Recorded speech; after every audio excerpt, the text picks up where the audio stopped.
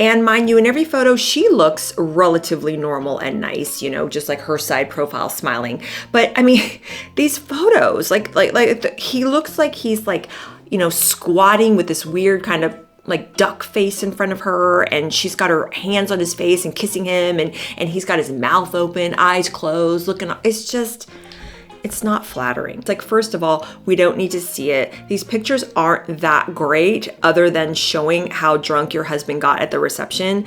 And did you see Catherine or William post 24 photos on 2 different carousel grids of all of the behind the scenes moments that we never got to see from their wedding?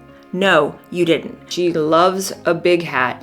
So she's going to be in the gardens. She's going to be on the beach. She's going to be showing us pictures holding up glasses of her wine, picnic baskets, showing her spread, all that good stuff. So get ready, get geared up. The summer's coming. There's going to be a lot of great content coming from Meghan, hot and fresh. Can't wait, can't wait. It just comes down to the fact that her odd behavior started opening more and more doors into who the real Blake was. And that's how we got all of those viral interview clips about how badly she behaved in interviews. More and more people started talking and sharing, and it was organic, and she didn't like it. And as soon as I heard about this so-called report that Blake and her team fed to NBC, I was like, there you go. It's bot sentinel all over again. And at the core of it are 2 people, Meghan and Blake, and pumping out all this fluff and maintaining the image. Blake and Meghan, because they're just the gifts that keep on giving. It's like they're literally showing up at my house with a basket every day going, hey, welcome to the neighborhood. Here's another thing you can talk about. Hello, everyone. Welcome back to the channel. My name is Jennifer. So happy to have you back.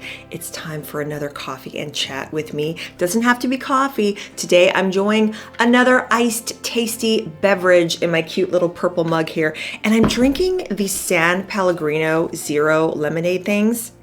I'm addicted to these dang things.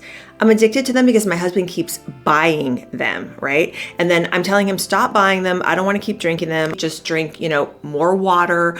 I've kind of gotten out of the water habit, which is really weird for me because I was really, really, really good with water, like up to 2 whole things of these of water a day. But lately, I've been drinking this kind of stuff. I mean, and it's not crazy, crazy bad, but it does have sucralose in it, which, isn't the most healthiest thing for you. And my husband's like, well, you're drinking them all the time, so I buy them. And I'm like, yeah, I drink them all the time because you buy them. Okay.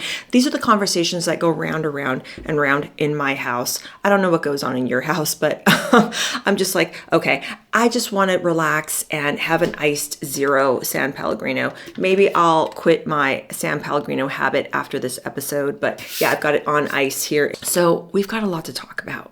Quite a bit to talk about. And when I talk about the crazy, zero lemonade conversations that go on in my house, I can just imagine the conversations that are going on in Harry and Meghan's house. The arguments, hey, mama, when are you going to let us out of the house and let us meet some of our family members? Oh, hey, hun, when are you going to let me out of the attic because you have me locked in here all the time? I want to come out and touch grass, right? Like this kind of stuff. But I know the topic of conversation in Harry and Meghan's house is not what Meghan's doing on her Instagram for her as ever or her personal Meghan account, because obviously Harry has absolutely no say in how Meghan uses and abuses his likeness for clicks and likes. And this is especially rich coming from the woman who a week and a half ago, 2 weeks now, stood up in Geneva and gave us all, well, I should say lectured us all about the dangers of social media and keeping our kids safe in the digital landscape. And that, children are not commodities. They're not products. They're to monetize for likes and clicks. Yet, look at this Instagram grid, you guys. And what's really funny is I want to, and I have been, to be fair, I want to talk about a variety of different types of pop culture-y things, topics, celeb going on, things that I'm just thinking about seeing in the news on Coffee Chat.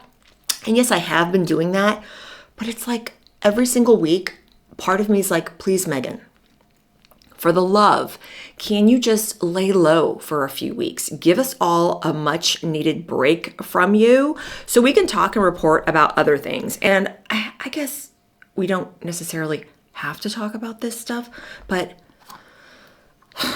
this grid this past week is so thirsty, you guys. It's so unbelievably thirsty. There's no way that we can't talk about it. There's no way that we can't, because there's a lot to be gleaned from this. Let's just get into it. So she goes from posting a photo of her daughter, alleged daughter, Lily, worshiping at her feet in her closet in her McMansion in Montecito, to giving the speech, and then she went quiet for a few days. But then we all knew that the wedding anniversary was coming up in mid-May. And we knew she was going to do something. We just didn't know what she was going to do. Well, she dumped a series of photos in 2 different carousels on the same day, on the 8th wedding anniversary. And I have to say, it's all from her wedding reception, the first bank of 12 photos, and it's just her and Harry on the dance floor.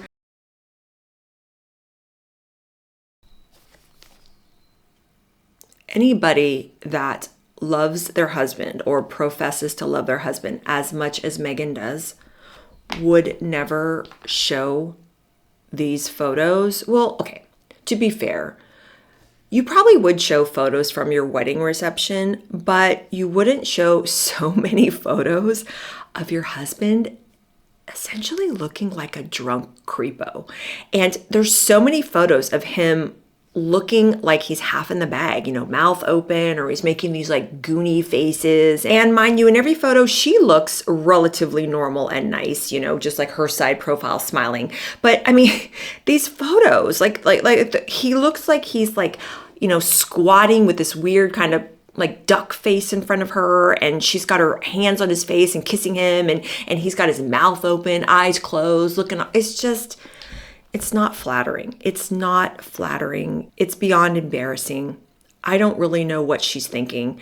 But this is all stuff from the past that she is focusing on. And remember, she told us that this wedding was a spectacle. It was a spectacle for the world. And she wanted her own special union with Harry, because that's when she told Oprah that she had a private ceremony with the Archbishop of Canterbury in this garden before the actual ceremony, which he had to come out and refute and saying, no, that never happened. I would be in prison if that did. Not that they would imprison the guy, but technically, under the law, he can't do that. So it's all hearkening back to old time. But this time, supposedly, in the British royal family, according to her, was the worst of her life, the most trying. It was stifling. She was suffocated. She was being mistreated. They were, ours to her. And it was so bad that she wanted to unalive herself. Now, she could technically argue, well, at the time that these photos were taken, I didn't know that it was going to get as bad as it did. And these photos are a celebration of our special day. And that's the way I'm choosing to remember it. Fair enough. But still, it's still capitalizing on her connection to the crown. I mean, let's call it what it is. And, Harry and Meghan, they're such hypocrites. They're such unbelievable hypocrites. They're still trying to monetize that connection, but they don't show anyone from the royal family, anyone from any of these photos outside of King Charles, who is in a few of the photos. And that's exactly what they're doing, capitalizing on their connection to the crown, because in the second bank of the 12 photos, for 24 in all, mind you, it's basically just showing them, looks like after the actual ceremony, after they had signed the registry and all that, black and white photos of them still in the side, probably alcove of the chapel, and then of Harry hugging this woman in yellow with a blue hat, which we will get back to, and then photos of him giving a wedding toast. And again, he just kind of looks weird. The expressions are weird. When he's raising his glass, to me, it doesn't look like someone who is happy and joyful. It looks like someone who kind of is a bit annoyed and probably tired and felt like he ran through the ringer by all of these nightmare wedding preparations that he had to endure from his bridezilla to be. There's nobody in the photos from the royal family save King Charles. It's very, very intentional, okay? There's no way that you cannot know about this woman and her background with this family. The only people that she puts in there are her and Harry, which is again sending a message that it's them against the world. And then there's a picture in there of Elton John who sang at her wedding. Okay, fine, fair enough. That's pretty cool. But then there's a picture of Harry hugging a woman by the name of Izzy May. And Izzy May is a British PR executive. She used to head Burberry PR, introduced to Meghan by Marcus Anderson. Okay, so it's always business with this woman. And Harry's hugging her as if she's a long lost friend of his or something. And I had to look up who this woman was because I didn't know. And then I came across this Town and Country article that I wanted to share with you. I want to tell you that you'll probably need a sick bucket while I read this article to you, but this is such fluff. This is such fluff, you guys.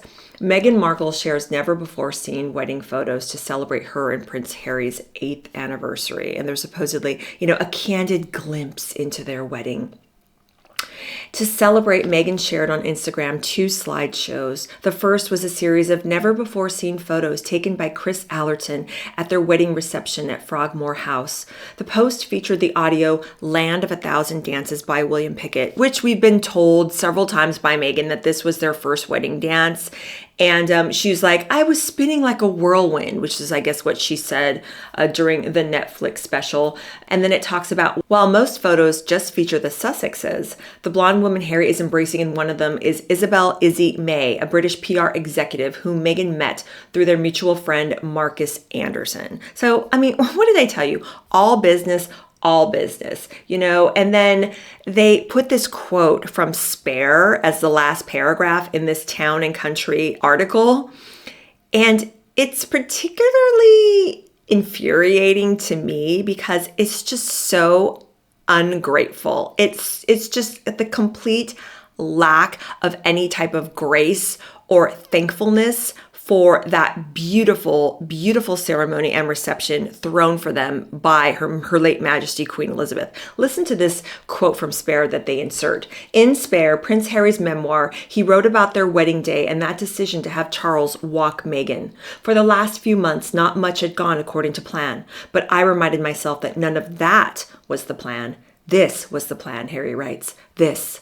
Love. I shot a glance at Pa, who'd walked Meg down the last part of the aisle. Not her father, but special just the same. And she was moved. It didn't make up for her father's behavior or how the press had used him, but it very much helped. It's like, please, okay? All you had to say in that was, my father walked Meghan down the aisle because her father wasn't there. It was a special moment and we were touched. It's like, why do you have to tack on all these little antidotes? And they sound really petty and snippy and ungrateful. It's just, what did I tell you? And you know what? Reading that quote, if Harry chooses to be petty like that in describing when King Charles walked Meghan down the aisle and just kind of be crappy about it, it's like there's so many things that we can find petty in this whole Instagram explosion from their 8th anniversary that Meghan chooses to display to the world. It's like, first of all, we don't need to see it. These pictures aren't that great other than showing how drunk your husband got at the reception. And it's just, again, trying to monetize and capitalize on their connection to the crown. But it's like, do we really need to see it? I mean, really, stop pointing us back to the past, Meghan. And more than that, just something that really kind of bothers me, and it bothered me when I watched the Netflix show with Love Meghan.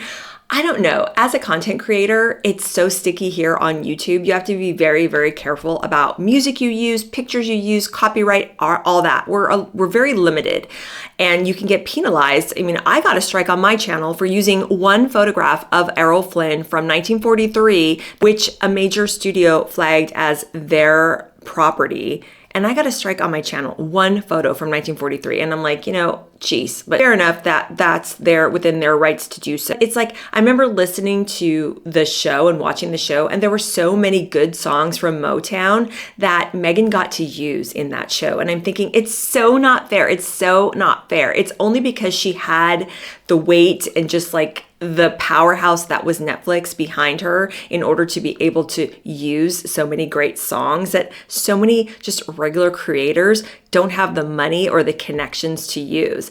And you know, it is a little different on social media because any one of us can go on, post a picture, and then use a song that we like. But it's using songs that so many of us like and have our own memories attached to. And I'm just kind of like, ugh, like, why did you use that song? You know, I was in high school. I was a junior and senior in high school when Paula Abdul was really, really popular. And this Forever Your Girl album and song that she used on her grid, I was like, why? Why are you using Paula Abdul? I loved Paula when she was a judge on the original seasons of American Idol. I mean, she was kind of crazy kooky, but I just loved her anyway because, you know, she has the talent to back up just everything about her. Just when Mariah Carey's out there and she's kind of acting diva-ish, but she's got the cred to back it up. And I'm like, don't play Forever Your Girl, please. I have so many fun memories with my high school and my girlfriends and just, you know, running around having fun attached to these types of songs. I'm like, please no, don't use my song. Don't use our songs, Meghan. You can't do it. But then, especially with the whole Land of a Thousand Dances one, I always cringe when she mentions that song because when I hear Land of a Thousand Dances growing up in the 80s, it always reminds me of the last scene when the credits are rolling in The Great Outdoors, featuring one of my favorite actors of all time, John Candy. So John Candy and Dan Aykroyd were in The Great Outdoors, and they're all dancing to The Land of a Thousand Dances by Wilson Pickett in the ending credits of that movie. And that's what I think of when I hear that. Just like a fun, joyful song, you know, just kind of clown around and pal around with your friends and have a good time. And then she puts it on her grid, and I'm like, okay, don't be petty, Jennifer. Don't be petty about it. But I just can't help it. I'm just like, it's just, I guess the way that we would feel when something that we really like is copped by somebody who we just really disapprove of, and yeah, whatever. But if that's petty, fair enough. But I think this whole grid is petty. I think all of this nostalgia that she's trying to throw and vomit at us 8 years after the fact, when supposedly she hated being a British royal, to do this now, it's like, are you serious? And not only that, but this past April was William and Catherine's 15th wedding anniversary, okay? They were married in April of 2011. And did you see Catherine or William post 24 photos on 2 different carousel grids of all of the behind the scenes moments that we never got to see from their wedding? No, you didn't. You saw a beautiful kind of just impromptu photo in the grass of her and the family. Some people criticized it and said that it was a little bit too informal and not really befitting of a future king and queen. When I first saw it, I was kind of like, wow, like this is pretty casual, but she can do whatever she wants, and so can William.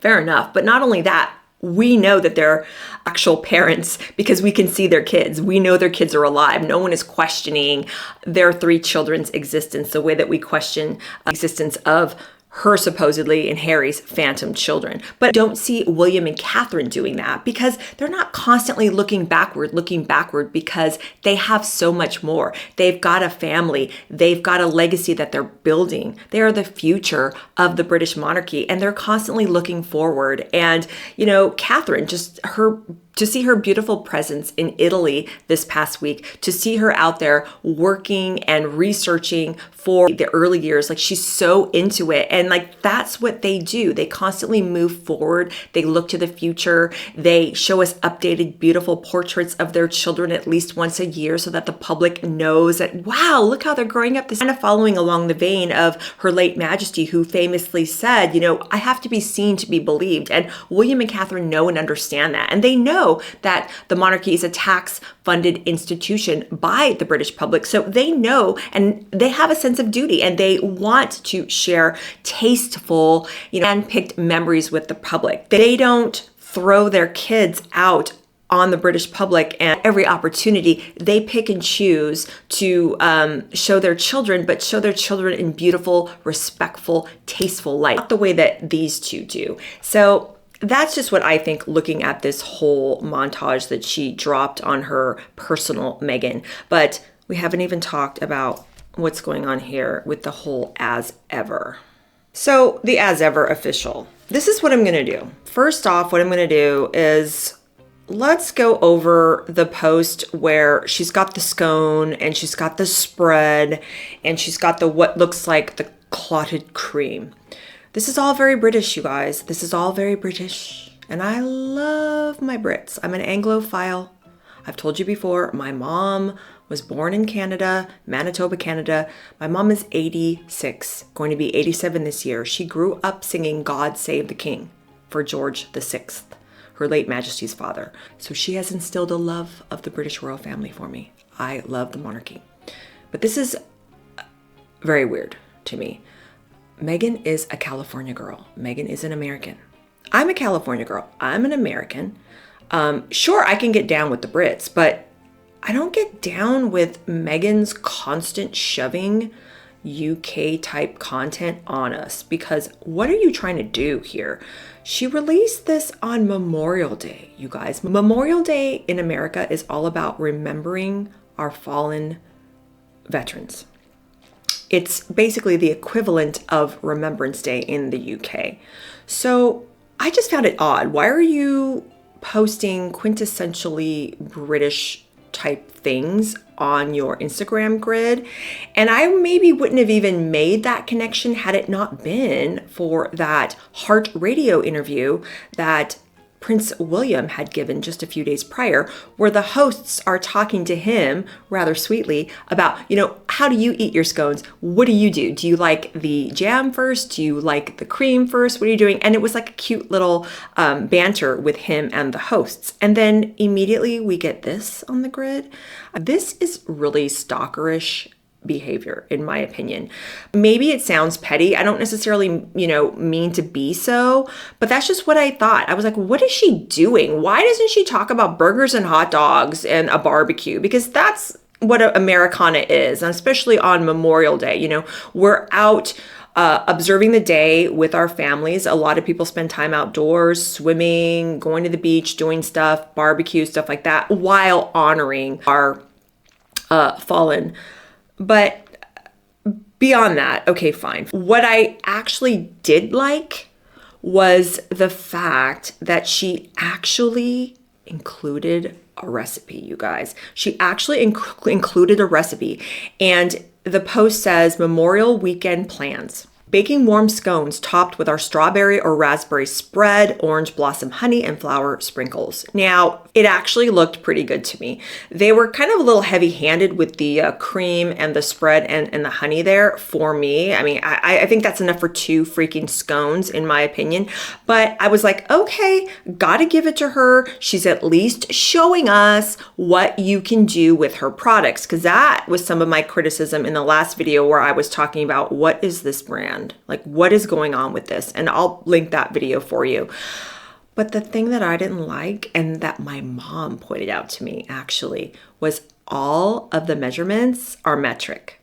Okay, who is your audience? Again, Meghan, you are deeply, deeply unpopular in the UK. And here in the States, we use ounces, we use cups, we don't use the metric system. So what is going on here? So everyone here in the States reading this recipe would immediately have to whip out their phone to do some quick last minute calculations on how to convert grams to ounces. I mean, unless you had lived in Europe or, know the metric system by heart and know those conversions in your head. But, most Americans, and I think I can speak for most of us, we don't know off the top of our head. I kind of know a little bit because I lived in London for 2 years. That was where my twins were born, and we've been in Germany here for going on a year. So I kind of know, but even then, I don't know. I got to pull my phone out and be like, okay, what is 50 grams again in ounces? I'm like, this is the problem. This is what I'm talking about. So she gives us the recipe, but in my opinion, too little, too late. Kind of stuff that should have been on her website and on her Instagram grid last year when she unveiled this brand, this crazy, confusing, what the heck is going on with it brand. This is the type of stuff that should have been put out then. But then to put it out in the metric measurements, I mean, is there anybody on her team? And you know, it's probably some poor unpaid intern that's being beaten with a wet spaghetti noodle every other day. But still, it's like, what is going on here? What is the disconnect? Well, the disconnect is that Meghan she doesn't care. She doesn't care about any of us. She wants to make these little promo videos where she's, leaning up against her pantry and she's sitting on a couch and she's caressing herself. And I talked about that in my last video.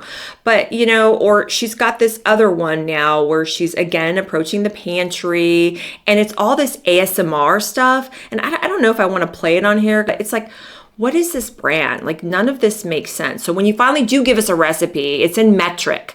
I can guarantee you nobody in the UK is following As Ever Official and so excited to get a recipe from the Duchess in metric. I mean, what? Her approval rating is so in the toilet. I mean, maybe the 2 people over there from the UK that like Meghan and are following her. And you know what? This is all a travesty of her own making. When you call an entire nation the R word, what do you expect? Is she trying to ingratiate herself to them by showing them how much she loves British afternoon tea and traditions and she's down with the metric? I don't know. I don't understand. And then the other thing that she did on her actual anniversary date, and I don't even remember, what's the actual anniversary date? Is it May 16th? I don't know. Honestly, I don't care. It's the 19th, sorry. Because I'm looking at this picture from As Ever, and it's the one that's the aerial shot looking down on her and Handbag Harold in their carriage. And she's using that image to merch her 519 candle. And it's a signature candle where if you light this candle, hopefully it's got a wick, y'all. But if you buy and light this candle and put it somewhere in your home, this candle is going to transform your home into, okay, and what does she say about it? I'm going to click the link and it's going to take me to her As Ever website. Okay, so this candle, oh my gosh, you guys. Okay, this is what I'm talking about when I'm like, maybe you should have more than just an unpaid, beaten with a wet spaghetti noodle intern handling this kind of stuff. Because if you go to her As Ever post that she's using to merch this particular candle. So here's the picture of her and Harry from the air in their wedding carriage, right? You swipe left and then the candle's there. You click on it. And when it takes you to the website, it doesn't take you immediately to the 519 candle. It takes you to the candle number 604, which is apparently what? Her daughter's birthday. But this is what I'm talking about. If you click that link, it should take you directly to the candle that she's talking about in that Instagram post. You guys, this is 101. Can I just tell you, as a content creator, any product that I'm talking about that I think would benefit my audience, I make sure when I'm uploading that it's connected in the video. And if I can't offer a direct link or, I don't have an affiliate code or anything like that, and I always say if something's linked and if I'm, making a small commission, but I will say, hey, I don't have the link, but you can find it at, this website or whatever. You have to make it easy for your customer. And this is just crazy to me. Like, you click that actual link in her post and it doesn't even take you to the right candle. So let me click on the link that says candles on her website and let's find the dang candle. So this is the 519. I had to go in and search in the menu to get this candle. But okay, I need to take a sip because I'm getting way too fired up here. Hold on. Back to the original point I was trying to make, my very important point about the 519 candle is this one smells like Moroccan mint, cardamom, I can never say that word right. Don't come for me in the comments, please. Find something better to do. And tea leaves. So it's supposedly you light this candle if it's got a wick. Pray that it does to our Lord, that it has a wick. It's love at first light. Number 519 is a feeling of warm sunshine and blue skies surrounded by love and laughter. This signature candle inspired by the ease and joy of the day that holds Meghan's most cherished memories, her wedding day, the 19th. I'm not going to finish reading it because I'm trying to keep it together. You want us to buy a candle that smells of your wedding day. Help me to understand this. Help me to understand this.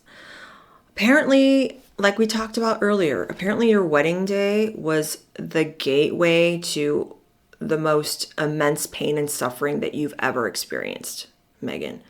So why do you want us to light up a candle in our home to smell like that? It's just, and it even says on here, Meghan's most cherished moments. It's all about her. Why is she building a brand on herself when she's a very divisive personality, when she's a polarizing personality, when so many people don't like her? And I'm not even talking about trolls and haters that just say unnecessarily mean things that are either here nor there. I'm talking about reasoned criticism, people that are like, look, you don't accuse a family and a nation of being ours unless you have proof, unless you have people coming forth saying, yes, this is what happened. I saw, I witnessed. It's just them. It's all their interpretations, their truth, supposed hearsay. It's like, come on. It's like she didn't even supposedly hear it. It was Harry that heard it and related to her. And it's just like, are we in 6th grade here? I don't understand what's going on. And anybody that I've seen on YouTube of color that is specifically even talking about this is like, yes, so what? So what? Lots of mixed race couples. In fact, most of them talk about, what's our baby going to look like? Is our baby going to have your green eyes, honey? And, my beautiful dark coffee skin? Like, how's our kid going to, this is normal. This is all normal. Oh, and I'm sorry. Someone in my comments said, don't make the bird hands, like, please, I just can't. Like, I'm sorry. And then some people came after me for, I said irregardless, and someone came after me in the comments for saying it, saying that I reminded them of a character from Mean Girls saying irregardless, and they just can't, and they're not going to watch anymore or something to that effect. And I'm like, well, I looked it up because I'm petty like that. And it's technically a word according to the Merriam-Webster dictionary, although it's kind of, it's out of fashion and it's kind of redundant because it essentially means the same thing as regardless. And I know I'm going off on a tangent here, but I'm feeling particularly feisty by people that come at you in the comments for the stupidest crap like that because of like a hand motion or because you mispronounce one word. Fair enough, hee hee ho ho, but it's like, oh, come on, you guys. Find something to do. Find something to do.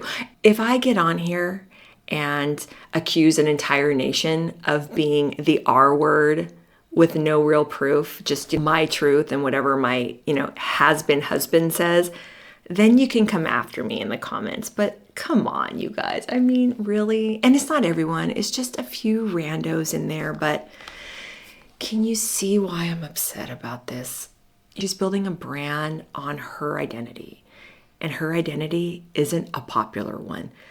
She needs to cut this out. My free business advice I gave her last time I talked about her company was just keep it about the products. Keep it about the products.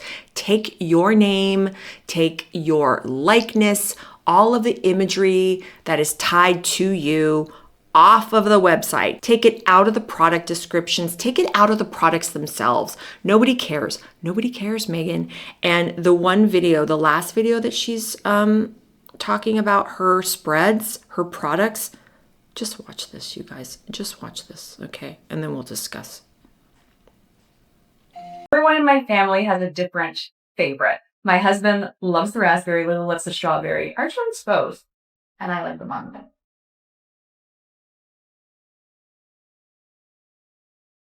One more time. Let's watch this again. Everyone in my family has a different favorite. My husband loves the raspberry, Lily loves the strawberry. Our children's both, and I like them on them. My husband loves the raspberry, Lily loves the strawberry. Our children's both, and I like them on them. Did you notice that she's kind of running her words together and talking really, really fast? When she says Lily's name and Archie's name is like, it's like she has marbles in her mouth or something. And she can do better than this, because if you watch that speech she gave in Geneva about social media and children, she's pretty on point. She's almost over articulating every single word and the dramatic pauses. And point being, Meghan knows how to give a speech, y'all. Like, that's one of her favorite things to do, is have a microphone and deliver a speech. Okay. So to hear her just kind of be all mealy, marbly mouth talking about her products and her kids, this is weird. This is all weird. None of this is authentic to me. It's almost like she's talking about her neighbor's kids. Like, oh yeah, those kids down the street, they like strawberry. My husband's like, it's a little scary. It's just, it's a little scary. It's a little weird. And the other thing I noticed, being petty Jen here, oh, let's turn the volume down. Being petty Jen here, the scone post, that's not Meghan's hand. It's not Meghan's hand, because I know Meghan's hand. Meghan has, because she's kind of freckly, she's got freckle sunspot dots all over her hand. So the hand that's in that scone post is not Meghan. Maybe it's the unpaid intern that she beats with a wet spaghetti noodle. That's my opinion. It's just a joke. She doesn't do that. She doesn't do that. Meghan's a really good boss. She's a really, really nice boss. That was just a joke. Okay. But, you know, allegedly. But not her hand. Not her hand. And you know what? This whole grid is not her either. It's not her either. If she would drop all of this, you know, luxe, Montecito housewife, white kitchen imagery, I'm trying to show you that I'm glamorous and luxurious, and especially with her one-off thing. Oh, and to give you an update, I have to correct something, because I was saying in that video that I was anticipating within a day or a couple hours that she was going to post the black Armani jacket and pants. I don't know if it's the pants were Armani as well, but at the very least, the jacket, I was wondering, I was like, okay, she's going to merch it. She's going to merch it. She didn't officially merch it with pictures of her giving the speech, but someone pointed out to me in my comments that she actually had merched that black Armani jacket in several posts before on One Off. And I think it was when she was in New York with Harold, and I'll post it here so you can see it. But what I was getting at, and I know I'm on a tangent. Hold on, I need a sip. She does this to me. She does this to me. I'm telling you. She needs to drop all of this. And she needs more Tig vibe. But what she needs is more of a like mature Tig vibe, kind of like a mid 40, been there, done that, through the ringer, slightly messy mom influencer vibe. Like, that's what she needs to do. Like, she needs to just redo all of it, this whole as ever, and make it kind of like messy wine mom type stuff, and just be real, just be authentic, and just take us in your kitchen. Just show us how you make the jam, Meghan. Just do something like that. Like, I don't know. I don't know what I'm talking about at this point. I'm just losing it with this woman. I'm really losing it. And every prayer that I've ever said, it still means something, even though it doesn't seem like it is. It is. It has to be, because she can't keep this up forever. She cannot keep this up forever. At the very least, until the kids get old enough to write their own tell-all, which I will buy in hardcover, soft cover, audio, every format, you name it, I'll buy it, because they're going to need a lot of money for therapy. Okay. So when they write that book, that's going to be their therapy fund. I personally don't believe in therapy. I think you could get more direction going the spiritual route and getting closer to God, and heck, even talking to a pastor or a priest if you're Catholic. But it's just, she needs to drop this whole thing. She won't. She's going to keep it up. She's going to continue.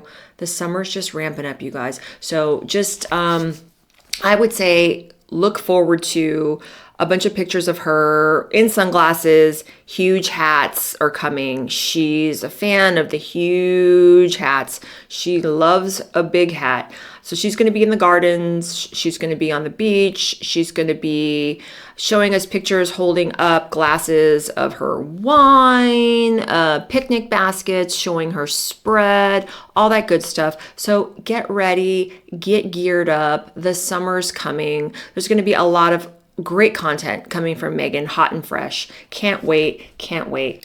So yeah, getting a little tired of her. Moving on, I want to talk about this Blake Lively stuff that I found out about, and I haven't seen that many people talking about it. A lot of people are talking about Blake's recent appearances at these Fendi stores. I don't know if they're pop-ups or what they're doing, but they're celebrating the release of a handbag, like a new design of a handbag, and Blake's showing up, and she's posing with the merch, and she's posing with people at the store. And a lot of the stories are talking about, oh, this star-studded events. But I looked, and it's not a star-studded event. There are second and third tier celebs there. I think one of them said it was like Reese Witherspoon's kid or something. I don't know. But point is, it's not a huge deal. But the woman can't just stay home and attend to her 4 kids and husband and lick her wounds because, she's been through the ringer. I mean, of her own making, let's call it what it is, but she's taken a real beating in the court of public opinion. She settled with Justin on May 4th, 2026. 10 of her 13 original claims of harassment, SH, were dropped by the judge. Couldn't really move forward the 11th hour. And then, she finally got it together, settled with Justin. We've talked about all of this. Both sides haven't paid out anything to each other as of, now, this recording thus far, although she's going after him for legal fees, whatever. But there was a report that was dropped on May 21st to NBC News. This reporter was basically talking about 2 different things that Blake's team gave NBC News. One of them was unsealed court documents and this data report from a company. I have my notes here in my phone. It's Guida. I don't even know if I'm saying it right. Gudea. It's this behavioral intelligence company. Blake and her team hired this Guida company in 2025. But to start it off, so what this is, it's a company that did investigative work for Blake to somehow prove that the algorithms around the time of the media and movie promotion for It Ends With Us in summer of 24, that there was a lot of malicious hate and bot activity online that was fueling this mean girl narrative, which she claims was financially devastating for her and impacted the reach and success of 2 of her businesses that she's trying to promote, that booze company of hers and that hair care line, right? So I'm looking at my notes here. So apparently this data company found out that 2.93% of users back when this whole internet was a buzz about her being a mean girl, that 2.93% of users were generating up to 16% of the anti-Blake Lively content. That's what this independent behavioral intelligence firm that she hired came up with. Are you thinking about anything in the back of your head? Any similarities to something that we've heard about in this little sphere? Doesn't it remind you of Christopher Bouzy and Bot Sentinel and all of the information that he apparently uncovered about all of these bots that were trying to manipulate the algorithm and just pump out hate against Meghan? And we'll get to that in a sec. So apparently this Guida company, so they're setting out to prove that these are automated bots, intentional bot activity that's going out producing all of this content that negatively affected Blake's personal reputation and also her finances with her companies, because people didn't like what they were seeing. They didn't like this mean girl image. They saw this footage of her being interviewed acting badly. So in essence, because of it, her businesses were suffering. There's amazing parallels between this, data firm that Blake is hiring to Christopher Bouzy and Bot Sentinel, who went out to prove that Meghan was such a victim, right? But what ultimately happened with the whole Bot Sentinel report, that report that Harry and Meghan were leaning on heavily to use as their so-called evidence of these smear campaigns against Meghan online, right? But actually, then Twitter, conducted their own formal investigation following Christopher Bouzy's Bot Sentinel reports, and they debunked all of it. Now, we never hear about that debunking by Twitter itself from Harry and Meghan, do we? No, they're still running with that little torch of her narrative that she is a victim, that all of these voices online that were out there disparaging her were these bots, these malicious bot farms, right? And to refresh your memory, Bouzy was purporting that it was 53 single purpose, meaning that they were crafted specifically for the purpose, right? 53 single purpose Twitter accounts were responsible for 70% of the automated loops that were producing the hate and R material against Meghan at the height of when all this criticism was going down about her. But guess what? In late 2021, I believe in October, Twitter fired back and was like, They found that Christopher Bouzy's software, everything that he used with Bot Sentinel in his report that he prepared, Twitter was like, nope, your report is inherently, and they called it,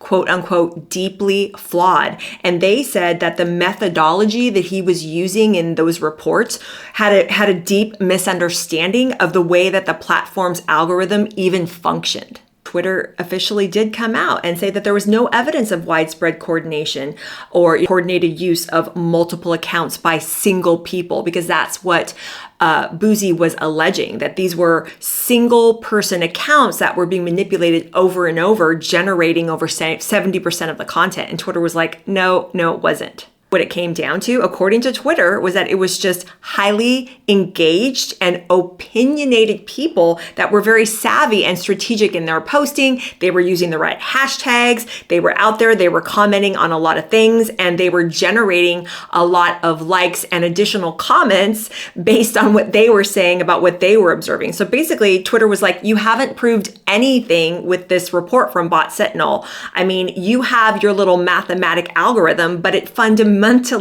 misunderstands our algorithm and the way that our platform actually works. So just to come out and say, this is nothing, these are actual real users. They're not bots. So now that's why when this comes out, people like me are looking at this GUIDA, or however you say it, report that Blake's team paid for. You just look at it with the same side eye that you look at this Bot Sentinel report. It's basically cut from the same cloth, in my opinion. So getting back to NBC News, so this reporter is now reporting about the supposed unsealed court documents, and a lot of it relates to text messages that were going back and forth between Blake and certain members of Justin's team and all of that. But also the dump of information that Blake's team gave to NBC News on this recent May 21st report was all of the findings of this GUIDA data intelligence report that they had uncovered about these malicious bots. And, again, they're trying to insert basically what Christopher Bouzy was trying to insert back in 2021, that, this is an orchestrated hate campaign against Blake, that she's not really a mean girl, but this is just something that happened and was like a smear campaign against her. And in that report, they're basically saying that they tracked supposed automated networks, okay? But they couldn't establish exactly who was responsible for the networks, but they supposedly tracked them. And I'm like, okay, whatever. So this report was all part of Blake's legal team's preparation, and they were going to use it as this supposed expert witness report had the trial gone forward. But because it was settled in early May of 2026, none of this data from this report that this intelligence company compiled ever came to light within the court proceedings. But what's happening now is that Blake and her team are presenting it to NBC News on a platter, supposedly as the foundation to try to repair her damaged reputation in the public eye. But it's too little too late. Anyone that has two clues to rub together that even has a little bit of a back knowledge of what this bot sentinel thing was all about, can see and understand what's going on here. This is basically paid for PR. That's all it is. Of course, if Blake's team is going to specifically hire a company telling them that we want you to research this, of course they're going to come back with some type of report, in my opinion, made up, frankly,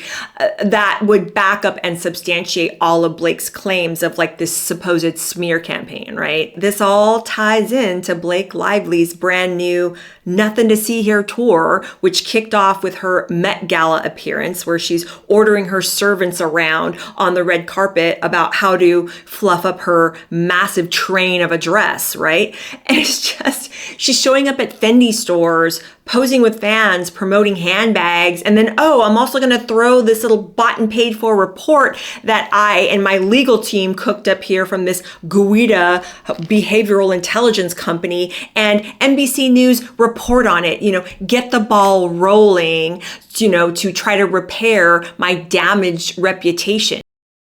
And it's like, this is the same thing she did at the onset with the New York Times. Dump all of this information, smear and disparage Justin Baldoni. The guy lost so much practically overnight with the release of that New York Times article. I haven't heard too many people talking about the results of this so-called intelligence report that Blake gave to NBC News, because I think people are pretty much over it at this point. But this, to me, just proves 100% that it was never, ever, ever about being a voice for women and girls, how she's claiming and purporting nowadays, right? After everything's said and done, that she's still going to continue to be a voice and she's going to protect the rights of women and girls. Well, going to Fendi store openings isn't really protecting the rights of women and girls, wouldn't you say? And moreover, this just proves to me crystal clear, without a shadow of a doubt, that it was never about these harassment claims, these original 13 claims that she leveled at Justin Baldoni. It was always about repairing her tarnished and broken image in the public. No one liked what they saw during the promotion of that movie, It Ends With Us. It was supposedly a very serious subject matter to her and the director and other actor, Justin Baldoni, but she was making it into a clown show. She was making it about her hair care. She was making it about her booze. She was making it about, oh, wear your florals, when it's supposedly a movie that's very serious. It just comes down to the fact that her odd behavior started opening more and more doors into who the real Blake was. And that's how we got all of those viral interview clips. Is it easier second time around? How's it going? I feel good. I feel like that's such a silly question when people ask that. Sorry, no offense, but I don't know. It's just what everyone asks. Like, how are you guys? How are you feeling? It's the same. About how badly she behaved in interviews. Congrats on your little bump. Congrats on your little bump. What about my bump? Did you guys love wearing those kind of clothes that you... Yeah. Yeah. And, working in digital. Everyone wants to talk about the clothes, but I wonder if they would ask the men about the clothes. I would. That's what I'm saying. His wardrobe was beautiful. I know. Corey's wardrobe. Well, we know. Or used those high-waisted pants. He's so great. I wish men was alright as he tins. I know, still. Over to their father with his tank top. I mean, it's so good. Like, it's just like, you catch the tablecloth up there.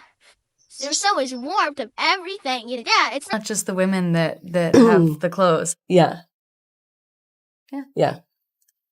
Okay, thank you. Thank you, guys. How uppity she is, how entitled she is. More and more people started talking and sharing. Access is giving you best dressed menswear looks because obviously... Why is it menswear? Why can't it be women's wear or just wear? That was my next question to you. What would you call it? Like, is it just, like, what's the style? Clothes. I don't feel more powerful in a suit. I always find that very strange because I don't think men feel more powerful when they change their articles of clothing. So it's like silly that we're always like, oh, look at the woman in a power suit. You don't see any man walking down Wall Street and say, look at that man in that power suit. And it was organic, and she didn't like it. So now, after all of this, to go to NBC News and show the so-called findings of this report, and for her to think that it's going to have any bearing whatsoever on our opinion of her and her behavior, it's laughable. It is so laughable. Again, these are the type of people that you have to pray for. Her quest is all about ego. It's all about pride. It's all about how dare you think of me in a certain way. You know, I'm going to behave any which way I want to, but you're going to think about it the way I want you to think about it. No one's allowed to have an opinion. No one is allowed to look at something and say, I don't like that. And there's a valid reason why I don't. So I'm not going to support that. She can't have that. She wants us buying her hair care, buying her booze, thinking she's wonderful, and we're supposed to fawn all over her. But this is just, it's really sad. It's really, really laughable.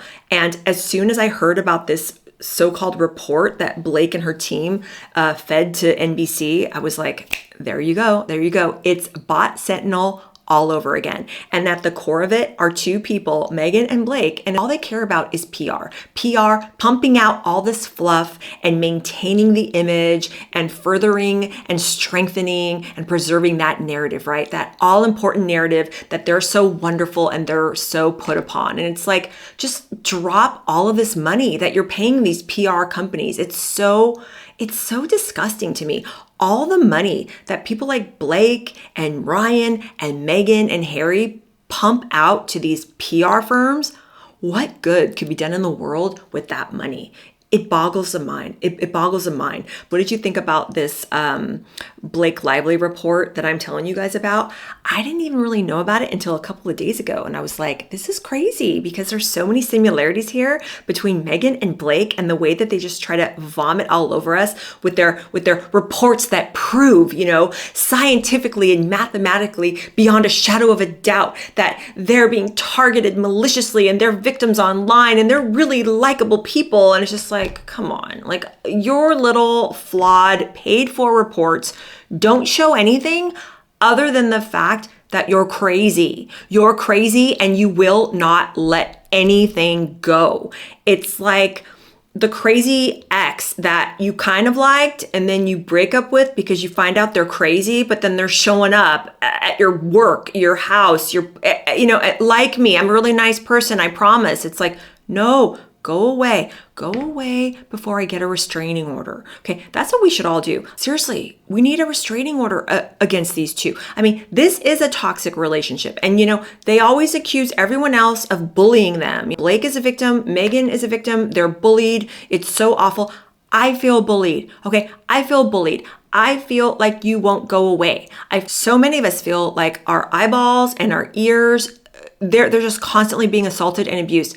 Enough of this relationship. I want to break up. I want to break up officially with these two. Again, they're not going to let us. They're not going to let us. We've got a whole summer coming up, and I'm sure as far as Blake is concerned, we're going to get tons of posts about the wonderful summer that they're having allegedly at this compound, which they haven't finished building. It's been sitting there since December. They owe over $2 million to these contractors, and they're not paying them. Apparently, Blake and Ryan have a real history with entering into contracts and not paying people that they're entering these contracts into. I mean, $2 million is a drop in the bucket for these two, okay? Why don't they just pay these contractors to get these stories out of the headlines? It's so weird. Everything is so rando and mismanaged. They're focused on all the wrong things. It's like clean up your house.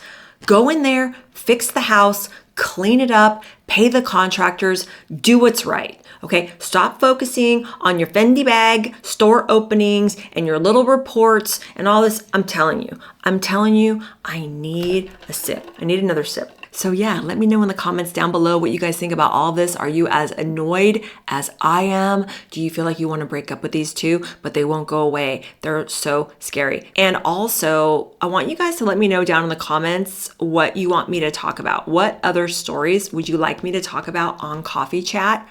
Of course, there's a lot of material here with Blake and Meghan, because they're just the gifts that keep on giving. It's like they're literally showing up at my house with a basket every day going, hey, welcome to the neighborhood. Here's another thing you can talk about. But let me know if there's anything else, any other stories that are interesting. And if I get enough of you guys pointing to one or two things that you think are interesting that you want me to talk about, I'll do it. So let me know. And I also wanted to point out really quickly. I opened up YouTube Studio today. Check it out, y'all. I'm at 28K. I couldn't have done it without you. Thank you so very much for all of your support. You guys are amazing. Help me get to 30K. That would be awesome. And coming up, I've got the next episode for Child Bride, the untold story of Priscilla Beaulieu Presley coming. It's going to be chapter 10, the chapter, you guys, when Priscilla finally meets Elvis in Germany. This is a good one, and if you haven't caught up with that playlist yet, I will also link it somewhere on the screen or below this video. This book, you guys, is fantastic. It was written in 1997, meticulously researched by the author Suzanne Finstead, who interviewed over 300 people to get the real story on the enigma wrapped in a riddle that is Priscilla Beaulieu Presley. So if you have not, please join me for that series. I'm trying to drum up more viewership and excitement for that series because there's a lot of cool things that I like to talk about here on the channel. And that is a really fascinating topic, Priscilla Presley. So thank you guys so much for watching. Like the video, share the video. If you have a hype button, can you hype it for me? So thank you guys. I will talk to you very soon. Bye.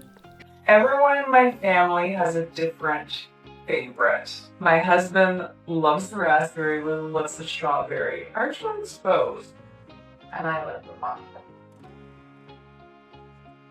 Wants to talk about the clothes, but I wonder if they would ask the men about the clothes. I would. I love it. His wardrobe is beautiful.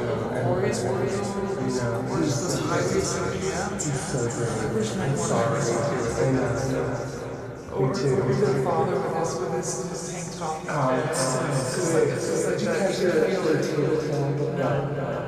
There's so much more Everything, you know. Yeah, it's not just the women that have the clothes. Yeah. Yeah. Yeah.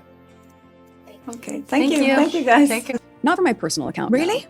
For my personal account? Yeah. No. Really? Really? No. Yeah. No. My personal account? Yeah. No. No. Really? Well, that's the one we're all following. Well, good. That's a the lot one of your following as ever just dropped. No, I